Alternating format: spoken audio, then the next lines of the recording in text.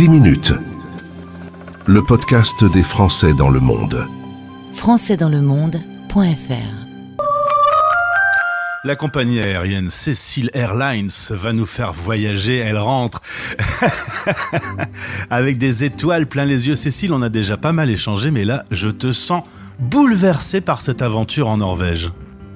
Ah oui, complètement. Je suis ravie d'être là pour partager cette expérience parce que le mot est très adéquat. Je suis bouleversée, en effet. Alors, on rappelle que tu es française, que tu vis depuis longtemps au Canada. Le Canada, on en a parlé pendant les fêtes, c'est quand même la neige, les beaux sapins de Noël, la décoration et les fantasmes de Noël, on les a nous dans les yeux.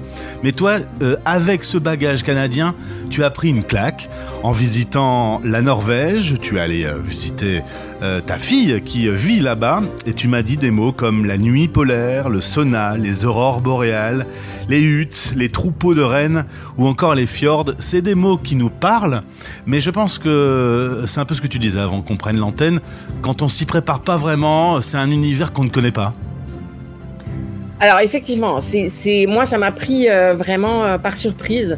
J'ai beaucoup voyagé et je dois dire que j'ai toujours cette appétence pour la nouveauté ou entre guillemets l'exotisme. Mais là, je suis un peu partie sur les chapeaux de roue. La fin de l'année était un peu compliquée. J'arrive et là j'ai été subjuguée. J'ai été subjuguée et un peu déstabilisée. Alors, il faut dire que là où je suis allée, il s'agit du nord arctique. Donc, j'étais au-dessus du cercle polaire dans une ville universitaire qui s'appelle Tromsø, au milieu des fjords.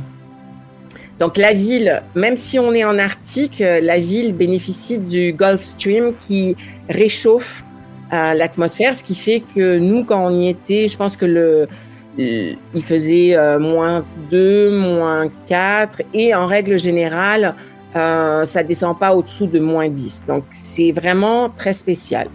Mais c'est aussi spécial au niveau du soleil, de l'ensoleillement, parce que, et oui, c'est très, très haut. Donc, on n'est pas au pôle Nord, ce qui fait qu'ils ont quand même en hiver un peu de luminosité, et le mot est vraiment adapté. Mais quand j'y étais, on a été le 21 décembre, donc on a vécu la journée la plus courte. La luminosité était entre 11h et 3h de l'après-midi. Luminosité, on n'a pas vu le soleil. Ça donne une lumière très douce, très bleutée, poudrée, dirais. Poudrée, d'accord. Oui, bleutée. Il y a une espèce de féerie. Et pour ceux qui n'ont pas vécu ça, c'est très surprenant. C'est très... ça subjugue, en fait. Ah, tu me disais, par exemple, comme le soleil ne se lève pas, les décors sont tout blancs, enneigés, il y a cette espèce de luminosité un peu bleutée dans l'atmosphère, mais ton corps ne comprend rien, parce que tu ne sais pas si tu dois dormir ou pas, si tu dois manger ou pas, t'es perdu. Alors effectivement, le cycle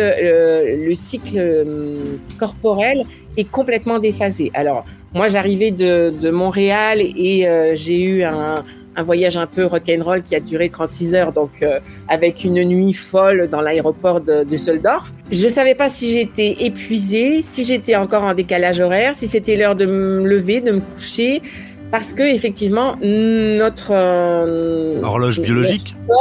Oui, l'horloge biologique n'a aucune connexion.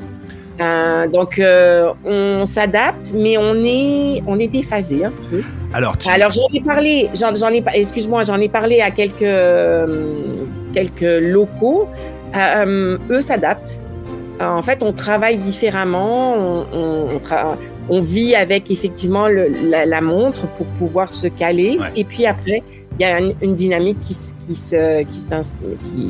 s'intègre dans notre vie.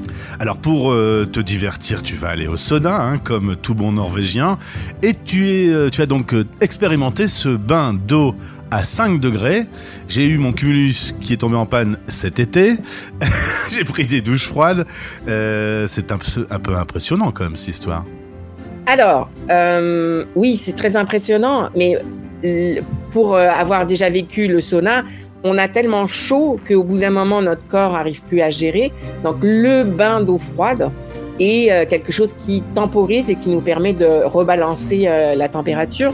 Alors, j'ai eu l'immense privilège de faire un sauna dans les Alpes dans les Alpes norvégiennes. On avait pris un petit chalet, donc ça c'était vraiment chouette. Mais l'expérience la plus renversante, c'était à Tromsø, dans la ville. Il y a dans le port qui est le port en fait où il y a beaucoup de voiliers, donc très peu de pollution. Il y a un sauna qui est magnifique avec des grandes baies vitrées qui donnent sur le fjord en face et la mer. Et quand vous avez trop chaud, vous sortez, il y a une espèce de une petite terrasse et on descend dans l'eau qui est... j'enverrai des photos d'ailleurs si ça peut intéresser les auditeurs. Et en fait, on descend dans l'eau qui est à 5 degrés. On est dans le port, on voit la ville, les fjords.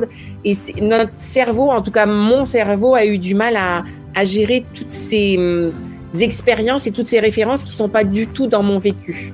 Alors, tu es une spécialiste de l'interculturel. Tu as pris quelques leçons, du coup, au cours de ce voyage ? Alors oui, que dans Scandinavie, qui englobe, entre autres, la Norvège, la Suède et la Finlande. Et la Finlande et le Danemark. On a des communs, mais on a des différences. Par exemple, au Danemark, quand on va faire les bains froids en hiver dans la mer, par exemple, on peut aller se baigner nu et on revient où on fait au sauna. La nudité est très naturelle. Alors que en Norvège, en tout cas à Tromsø, il y a une Danoise qui a vécu cette expérience-là et en fait, le rapport au corps et à la nudité est différent. Au niveau interculturel, il y a un livre, ça je vous donnerai aussi les références pour les auditeurs qui seraient intéressés, fait par un spécialiste de l'interculturel québécois qui maintenant habite en Norvège depuis plusieurs années, qui parle depuis plusieurs années en Norvège. Et en fait, il a fait un livre et le livre est très drôle parce qu'il décrypte les codes culturels sociaux norvégiens. Donc, c'est un petit livre en anglais. Et on voit sur la couverture du livre 4 visages de bonhommes sourire avec justement pas de sourire, la bouche horizontale. Alors, il est content, il n'est pas content, il a peur, il est très heureux. Et à la fin, il y a enfin un visage qui change. Et là, il est drunk, il a bu. Donc, les Norvégiens apprécient beaucoup leur solitude, en fait. Ils sont très frileux de ça. Eux, ils rêvent pas, par exemple, de grands palaces dans le sud avec des palmiers, etc. Eux, leur luxe, ça serait d'avoir une hutte, donc un chalet au milieu de nowhere, quelque part avec la tranquillité, peut-être sans eau et sans électricité, parce que un rapport à la nature très différent. C'est le calme, la tranquillité. Par exemple, ils apprécient pas du tout les gens qui parlent trop fort, l'expression des sentiments ou des émotions un peu trop fortes dans un sens. Alors, je suis très très très jaloux parce que tu as vu les aurores boréales. Pas beaucoup d'habitants de la planète ont l'occasion de les voir. Tu dis c'est comme si on est sous acide, quoi. En fait, on voit des décors, c'est hallucinant, quoi. Alors en fait, le jour de Noël, donc on se retrouve dans une hutte, on arrive avec des rennes, pas sauvages, c'est des rennes qui sont en liberté. On a stationné la voiture, on prend nos raquettes, donc on était au milieu d'un troupeau de rennes. Déjà, c'était vraiment incroyable. Puis on part, il neigeait très fort, on part pour, je pense, une demi-heure, 3/4 d'heure j'exagère peut-être, c'est une demi-heure, de raquettes dans la poudreuse et on arrive dans une hutte, dans un chalet, sans eau, sans électricité. Donc on a tiré notre bois pour alimenter le feu.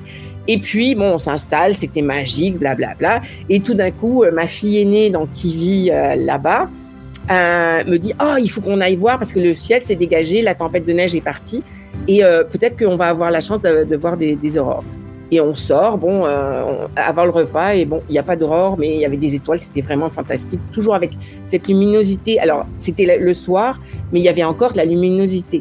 Puis, tout d'un coup, on se dit, on va ressortir. Et on ressort, et là, on se rhabille, des bottes, les manteaux, etc. Et ça a été une épiphanie. C'est le haha moment, comme disent les Américains. C'est un moment magique parce qu'en fait, il y a une traînée dans le ciel. Et ça bouge. Alors, on dit que les aurores boréales dansent. Donc, nous, c'était une traînée verte. Ce qui est fantastique avec la technologie, c'est qu'on fait des photos. Et sur la photo, ça ressort mieux qu'à notre œil qui est peu habitué à ça. Mais oui, c'est magique parce qu'en fait, on a l'impression d'être un enfant. On a l'impression faire partie d'un grand tour. Il y a les étoiles, il y a les aurores qui bougent. C'est du magique. On n'est pas du tout dans le divertissement. On est connecté à la nature. C'est plus grand que nous, mais en même temps, c'est touchant. C'est une expérience en tout cas, pour moi, ça a été une expérience bouleversante. Je vais te dire quelque chose, Cécile. Tu nous racontes ça. On est à la radio, qui est bien un média qui a une particularité, c'est qu'il n'y a pas d'image. Et pourtant, on voit ce que tu nous racontes. Parce que on est... Alors, il y a l'aurore boréale, on l'a déjà vu en photo, mais d'un coup, tu as réussi à nous projeter. On va d'ailleurs revenir un peu sur les fêtes de Noël. Tu dis au Canada, aux États-Unis, c'est un peu surjoué avec des LED qui clignotent. Là-bas, c'est très chic. C'est décoré de petites bougies, d'étoiles rouges. La fête de Noël, elle est vécue de façon unique. Alors, ça, c'est une interprétation très personnelle et peut-être que quelqu'un me contredira, mais il me semble que le fait de vivre dans la noirceur pour beaucoup de mois sans le soleil, il y a ce besoin vital d'être connecté à la lumière. Alors, la lumière pour faire les activités à l'extérieur, par exemple, faire du ski de fond. Donc, il y a des grandes visées avec des lumières, donc on peut faire du ski de fond en tout temps, mais pour revenir à la luminosité des maisons, ils ont des grandes baies vitrées. Oui, les fameuses étoiles chez Ikea qui je trouvais ça charmant, mais je comprenais pas trop. En fait, presque toutes les maisons ont des étoiles dans la fenêtre. Et puis, il y a des décorations de LED chaudes. J'ai vu extrêmement peu, peut-être une fois ou deux, des lumières criardes, mais sinon, c'est des lumières chaudes et des petites lumières jaunes. Et toute la maison est décorée, l'extérieur, les toits, les sapins devant les maisons. Et en fait, on comprend. Alors d'abord, c'est charmant, mais en fait, en vivant, moi j'ai eu le privilège de rester 2 semaines, on comprend que ça fait partie du besoin humain de dire on a besoin de lumière, même si la lumière n'est pas là. Et la nouvelle année, y a des feux d'artifice partout. C'est autorisé de lâcher son feu d'artifice, et donc toute la nuit, il y a des feux d'artifice dans le ciel de Norvège. Ah, c'est incroyable. Alors il y a les feux d'artifice grandioses des villes ou des villages, et puis après monsieur et madame tout le monde peuvent acheter, d'ailleurs c'est un commerce très lucratif, des feux d'artifice. Nous, on était dans une banlieue de Tromsø et nos voisins à deux maisons ont fait un petit feu d'artifice très très sympa. Donc c'est vraiment célébrer la lumière, oui. Je pense que c'est une histoire de contraste. Et pour terminer, un mot quand même sur les prix en Norvège. Tu t'assois et tu bois un petit café et tu fais un crédit immobilier, puisque 10-15 balles le café. Tout est très très très très très très cher. T'es même pas allé au resto, par exemple. Ah non, 2 semaines sans resto parce que nous en plus en arrivant avec nos dollars canadiens, ça faisait misère. Mais la Norvège a un tel niveau de vie que pour ceux qui gagnent pas leur couronne norvégienne, c'est très difficile. Alors, il y a quand même, ne se cachons pas, un public, des clients qui viennent de partout. Par exemple, ma fille qui travaille pour une entreprise qui s'appelle Puka, qui fait des expériences plein air.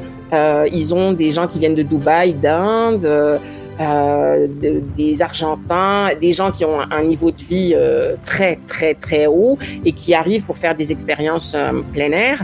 Mais oui, pour monsieur et madame tout le monde venant du Canada ou de France, c'est un budget extrêmement haut. On ne peut pas y aller en routard. Je vois pas comment on peut faire ça. En tout cas en hiver. On a entendu le jingle, vous pouvez détacher vos ceintures. Le voyage au nord arctique est terminé. Merci Cécile déjà d'avoir tenu ta promesse. Je t'avais demandé comment ce serait. Tu m'as dit, voilà, on va en parler à l'antenne. Un grand merci de nous avoir fait ce voyage. Bonjour à ta fille qui, elle, est restée là-bas. Elle est très heureuse. Elle fait du plein air tout le temps. Elle est extrêmement heureuse. Et elle pourra écouter sa maman à la radio, du coup, raconter son séjour. Je te souhaite le meilleur et on se retrouve très vite. Merci beaucoup, au revoir.